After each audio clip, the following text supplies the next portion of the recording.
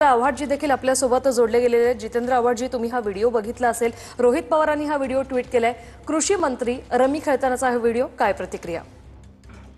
असं आहे की व्हिडिओ कोणी ट्विट केला हे माहित नाही मला, म्हणजे हे रोहित पवारांनी केला आहे।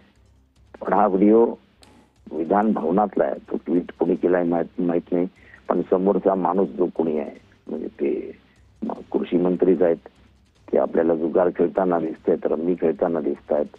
या रम्मीवरती, या जंगली रम्मीवरती खूप चर्चा झाली आहे आणि या पैशाच्या खेळापायी अनेक जणांनी आत्महत्या केल्याचंही विधान भवनात सांगितलं गेलं आणि तोच खेळ माननीय कृषी मंत्री खेळत आहेत।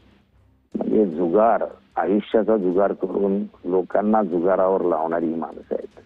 शेतकऱ्यांबद्दल उलट सुलट बोलणं, त्यांना अपमानित करणं ही त्यांची नित्य नियमाची सवय झाली आहे।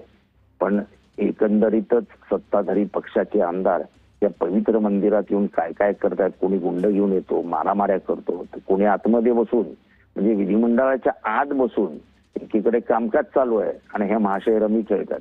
धन्य धन्य धन्य धन्य धन्य। नक्कीच हा मुद्दा जितेंद्र आव्हाडजी विरोधक आता लावून धरणार आहेत का? आता काय महाराष्ट्राच्या जनतेला हे कळेल की एकीकडे मोकोकाचे आरोपी घेऊन आमदार येतात, खाणाखुणा करतात, कोणाला तरी मारायला लावतात, दुसरीकडे एक मंत्री आतमध्ये बसून जुगार खेळतोय।